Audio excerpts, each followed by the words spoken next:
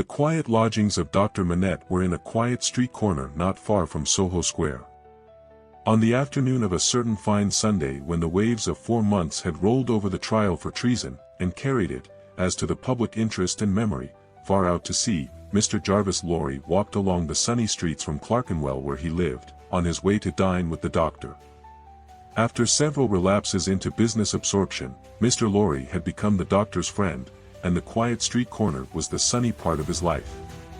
On this certain fine Sunday, Mr. Lorry walked towards Soho, early in the afternoon, for 3 reasons of habit. Firstly, because, on fine Sundays, he often walked out, before dinner, with the doctor and Lucy. Secondly, because, on unfavorable Sundays, he was accustomed to be with them as the family friend, talking, reading, looking out of window, and generally getting through the day. Thirdly, because he happened to have his own little shrewd doubts to solve, and knew how the ways of the doctor's household pointed to that time as a likely time for solving them. A quainter corner than the corner where the doctor lived, was not to be found in London. There was no way through it, and the front windows of the doctor's lodgings commanded a pleasant little vista of street that had a congenial air of retirement on it. There were few buildings then, north of the Oxford Road, and forest trees flourished, and wild flowers grew, and the hawthorn blossomed, in the now vanished fields. As a consequence, country airs circulated in Soho with vigorous freedom, instead of languishing into the parish like stray paupers without a settlement, and there was many a good south wall, not far off, on which the peaches ripened in their season. The summer light struck into the corner brilliantly in the earlier part of the day, but, when the streets grew hot, the corner was in shadow, though not in shadow so remote but that you could see beyond it into a glare of brightness. It was a cool spot, staid but cheerful, a wonderful place for echoes, and a very harbor from the raging streets. There ought to have been a tranquil bark in such an anchorage, and there was. The doctor occupied 2 floors of a large stiff house, where several callings purported to be pursued by day, but whereof little was audible any day, and which was shunned by all of them at night. In a building at the back, attainable by a courtyard where a plane tree rustled its green leaves, church organs claimed to be made, and silver to be chased, and likewise gold to be beaten by some mysterious giant who had a golden arm starting out of the wall of the front hall as if he had beaten himself precious, and menaced a similar conversion of all visitors. Very little of these trades, or of a lonely lodger rumored to live upstairs, or of a dim coach trimming maker asserted to have a counting-house below, was ever heard or seen. Occasionally, a stray workman putting his coat on, traversed the hall, or a stranger peered about there, or a distant clink was heard across the courtyard, or a thump from the golden giant. These, however, were only the exceptions required to prove the rule that the sparrows in the plane tree behind the house, and the echoes in the corner before it, had their own way from Sunday morning unto Saturday night. Dr. Manette received such patience here as his old reputation, and its revival in the floating whispers of his story, brought him. His scientific knowledge, and his vigilance and skill in conducting ingenious experiments, brought him otherwise into moderate request, and he earned as much as he wanted. These things were within Mr. Jarvis Lorry's knowledge, thoughts, and notice, when he rang the doorbell of the tranquil house in the corner, on the fine Sunday afternoon. Dr. Manette at home? Expected home. Miss Lucy at home? Expected home. Miss Pross at home? Possibly at home, but of a certainty impossible for handmaid to anticipate intentions of Miss Pross, as to admission or denial of the fact. As I am at home myself, said Mr. Lorry, I'll go upstairs. Although the doctor's daughter had known nothing of the country of her birth, she appeared to have innately derived from it that ability to make much of little means, which is one of its most useful and most agreeable characteristics. Simple as the furniture was, it was set off by so many little adornments, of no value but for their taste and fancy, that its effect was delightful.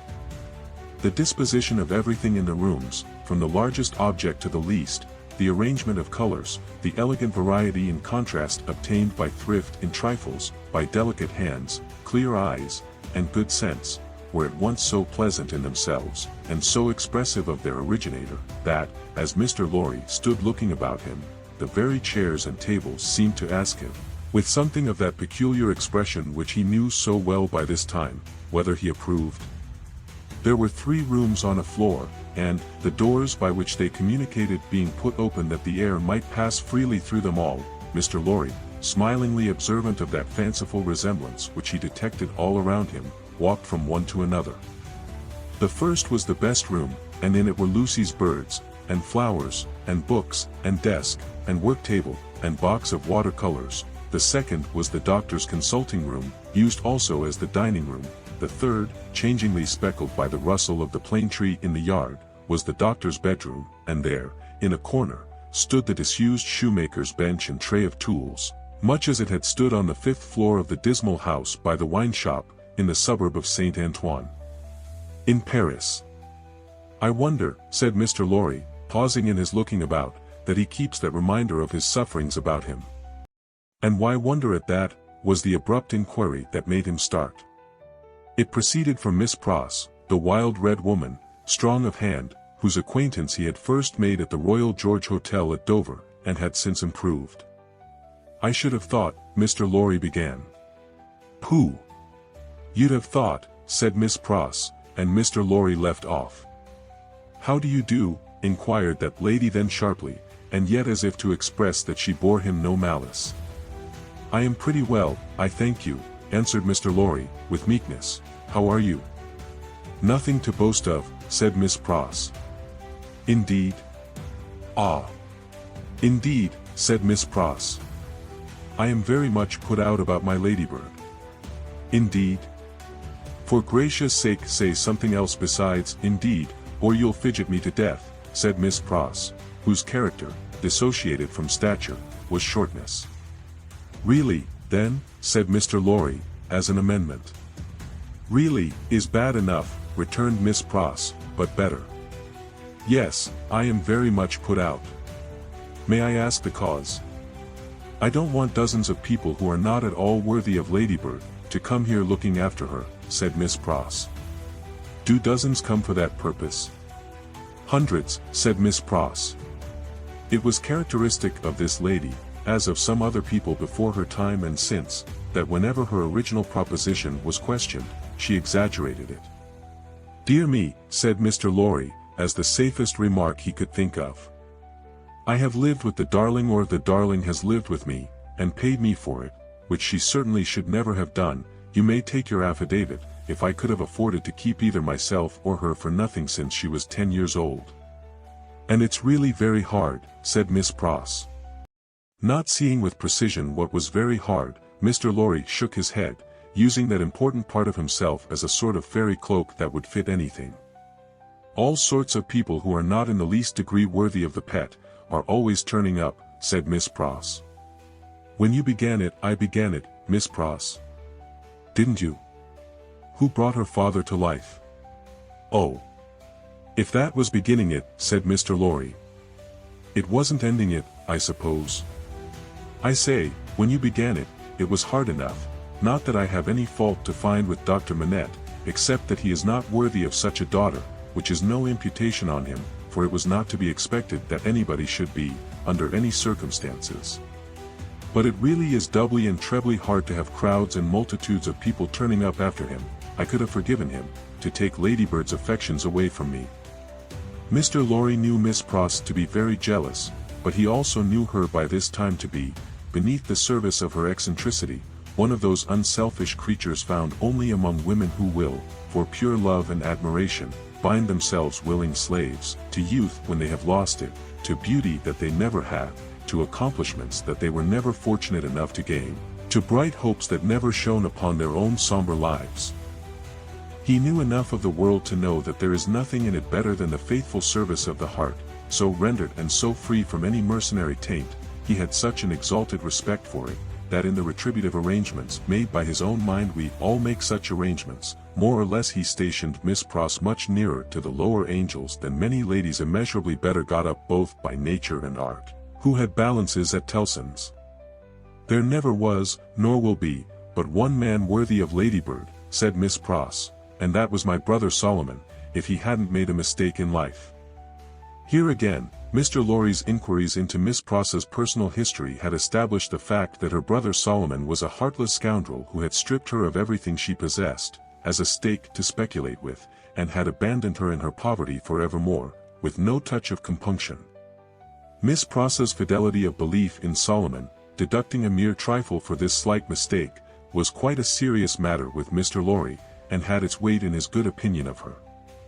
"As we happen to be alone for the moment, and are both people of business," he said, when they had got back to the drawing room and had sat down there in friendly relations, "let me ask you, does the doctor, in talking with Lucy, never refer to the shoemaking time, yet?"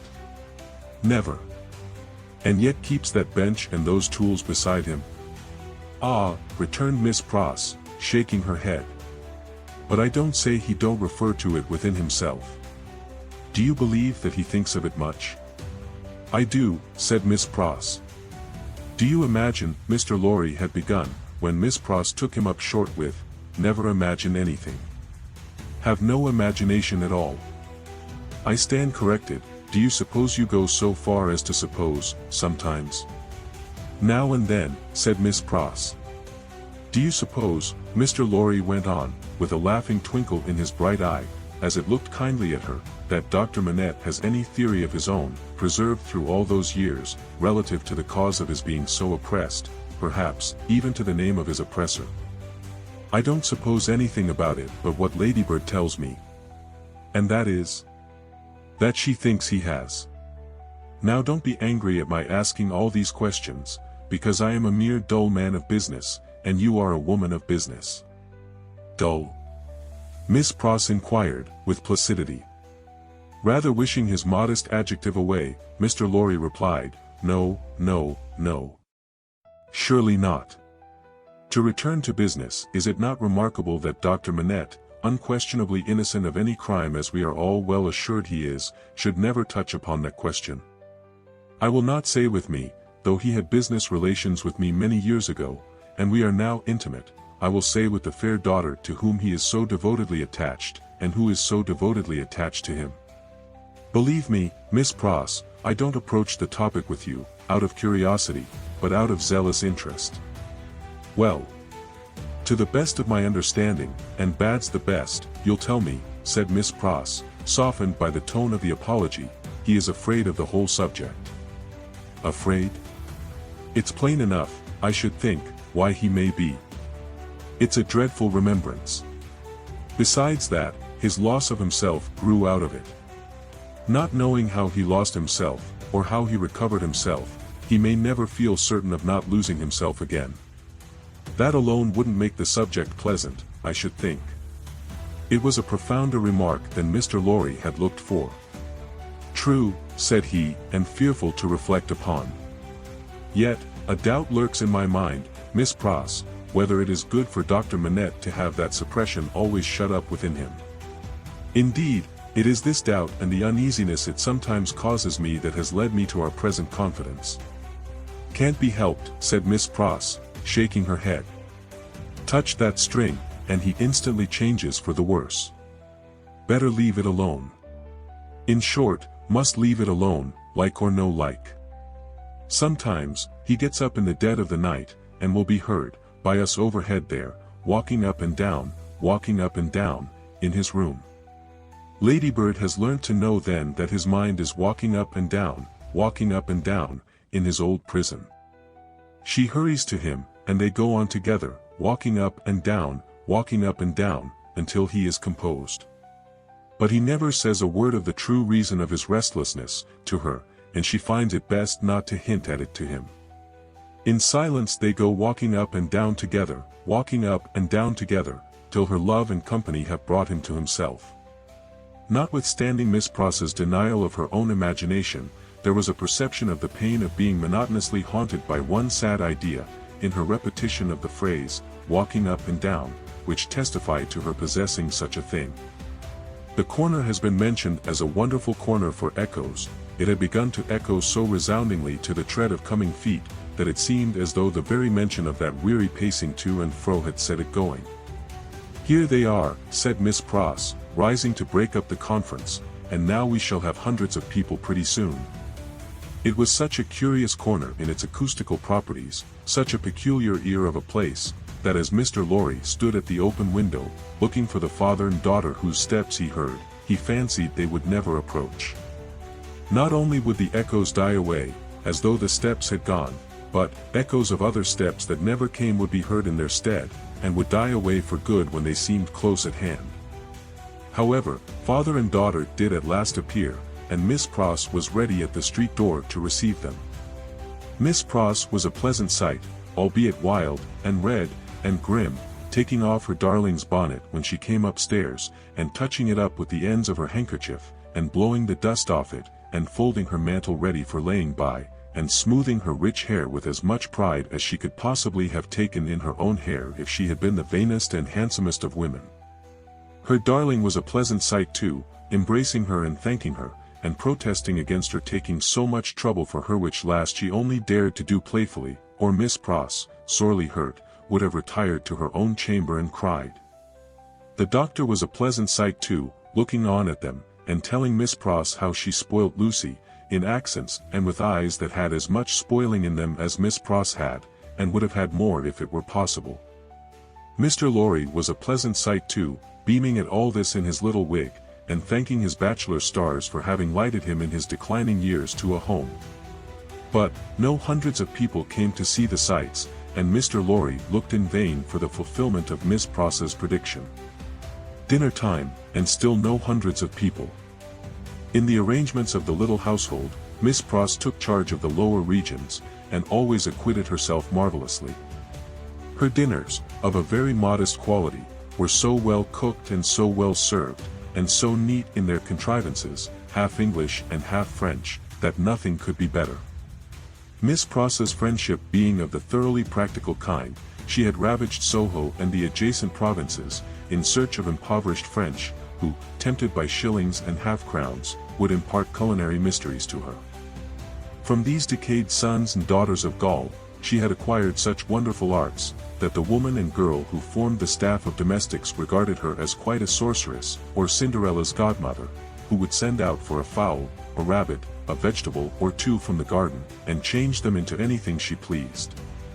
On Sundays, Miss Pross dined at the doctor's table, but on other days persisted in taking her meals at unknown periods, either in the lower regions, or in her own room on the second floor, a blue chamber, to which no one but her ladybird ever gained admittance. On this occasion, Miss Pross, responding to Ladybird's pleasant face and pleasant efforts to please her, unbent exceedingly, so the dinner was very pleasant, too. It was an oppressive day, and, after dinner, Lucy proposed that the wine should be carried out under the plane tree, and they should sit there in the air. As everything turned upon her, and revolved about her, they went out under the plane tree, and she carried the wine down for the special benefit of Mr. Lorry. She had installed herself, some time before, as Mr. Lorry's cupbearer, and while they sat under the plane tree, talking, she kept his glass replenished. Mysterious backs and ends of houses peeped at them as they talked, and the plane tree whispered to them in its own way above their heads. Still, the hundreds of people did not present themselves. Mr. Darnay presented himself while they were sitting under the plane tree, but he was only one. Dr. Manette received him kindly, and so did Lucy. But, Miss Pross suddenly became afflicted with a twitching in the head and body, and retired into the house. She was not unfrequently the victim of this disorder, and she called it, in familiar conversation, a fit of the jerks. The doctor was in his best condition, and looked specially young. The resemblance between him and Lucy was very strong at such times, and as they sat side by side, she leaning on his shoulder, and he resting his arm on the back of her chair, it was very agreeable to trace the likeness. He had been talking all day, on many subjects, and with unusual vivacity. "Pray, Dr. Manette," said Mr. Darnay, as they sat under the plane tree, and he said it in the natural pursuit of the topic in hand, which happened to be the old buildings of London, "have you seen much of the Tower?" "Lucy and I have been there, but only casually. We have seen enough of it, to know that it teems with interest, little more." "I have been there, as you remember," said Darnay, with a smile, though reddening a little angrily, "in another character, and not in a character that gives facilities for seeing much of it." They told me a curious thing when I was there. What was that? Lucy asked. In making some alterations, the workmen came upon an old dungeon, which had been, for many years, built up and forgotten. Every stone of its inner wall was covered by inscriptions which had been carved by prisoners' dates, names, complaints, and prayers. Upon a corner stone in an angle of the wall, one prisoner, who seemed to have gone to execution, had cut as his last work, 3 letters. They were done with some very poor instrument, and hurriedly, with an unsteady hand. At first, they were read as DIC, but, on being more carefully examined, the last letter was found to be G. There was no record or legend of any prisoner with those initials, and many fruitless guesses were made what the name could have been. At length, it was suggested that the letters were not initials, but the complete word, dig. The floor was examined very carefully under the inscription, and, in the earth beneath a stone, or tile, or some fragment of paving, were found the ashes of a paper, mingled with the ashes of a small leathern case or bag. What the unknown prisoner had written will never be read, but he had written something, and hidden it away to keep it from the jailer. "My father," exclaimed Lucy, "you are ill." He had suddenly started up, with his hand to his head. His manner and his look quite terrified them all. "No, my dear, not ill. There are large drops of rain falling, and they made me start. We had better go in." He recovered himself almost instantly. Rain was really falling in large drops, and he showed the back of his hand with raindrops on it. But, he said not a single word in reference to the discovery that had been told of, and, as they went into the house, the business eye of Mr. Lorry either detected, or fancied it detected, on his face, as it turned towards Charles Darnay, the same singular look that had been upon it when it turned towards him in the passages of the courthouse. He recovered himself so quickly, however, that Mr. Lorry had doubts of his business eye. The arm of the golden giant in the hall was not more steady than he was, when he stopped under it to remark to them that he was not yet proof against slight surprises, if he ever would be, and that the rain had startled him. Tea time, and Miss Pross making tea, with another fit of the jerks upon her, and yet no hundreds of people. Mr. Carton had lounged in, but he made only 2. The night was so very sultry, that although they sat with doors and windows open, they were overpowered by heat. When the tea table was done with, they all moved to one of the windows, and looked out into the heavy twilight. Lucy sat by her father, Darnay sat beside her, Carton leaned against a window. The curtains were long and white, and some of the thunder gusts that whirled into the corner, caught them up to the ceiling, and waved them like spectral wings. "The raindrops are still falling, large, heavy, and few," said Dr. Manette. "It comes slowly." "It comes surely," said Carton. They spoke low, as people watching and waiting mostly do, as people in a dark room, watching and waiting for lightning, always do. There was a great hurry in the streets of people speeding away to get shelter before the storm broke. The wonderful corner for echoes resounded with the echoes of footsteps coming and going, yet not a footstep was there. "A multitude of people, and yet a solitude," said Darnay, when they had listened for a while. "Is it not impressive, Mr. Darnay?" asked Lucy. "Sometimes, I have sat here of an evening, until I have fancied, but even the shade of a foolish fancy makes me shudder tonight, when all is so black and solemn. Let us shudder too. We may know what it is. It will seem nothing to you. Such whims are only impressive as we originate them, I think, they are not to be communicated. I have sometimes sat alone here of an evening, listening, until I have made the echoes out to be the echoes of all the footsteps that are coming by and by into our lives. There is a great crowd coming one day into our lives, if that be so," Sidney Carton struck in his moody way. The footsteps were incessant, and the hurry of them became more and more rapid. The corner echoed and re-echoed with the tread of feet, some, as it seemed, under the windows, some, as it seemed, in the room, some coming, some going, some breaking off, some stopping altogether, all in the distant streets, and not one within sight. Are all these footsteps destined to come to all of us, Miss Manette, or are we to divide them among us? I don't know, Mr. Darnay, I told you it was a foolish fancy, but you asked for it. When I have yielded myself to it, I have been alone, and then I have imagined them the footsteps of the people who are to come into my life, and my father's. I take them into mine, said Carton. I ask no questions and make no stipulations. There is a great crowd bearing down upon us, Miss Manette, and I see them by the lightning. He added the last words, after there had been a vivid flash which had shown him lounging in the window. And I hear them, he added again, after a peal of thunder.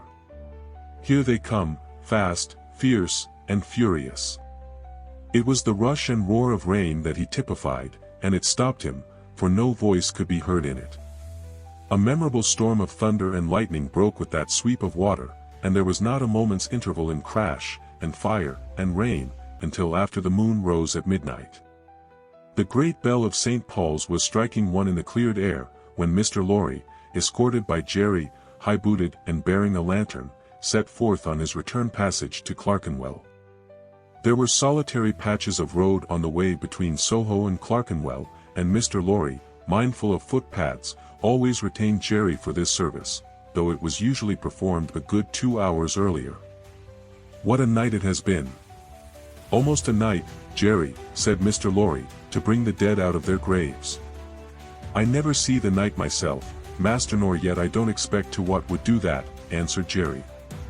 Good night, Mr. Carton, said the man of business. Good night, Mr. Darnay. Shall we ever see such a night again, together? Perhaps. Perhaps, see the great crowd of people with its rush and roar, bearing down upon them, too.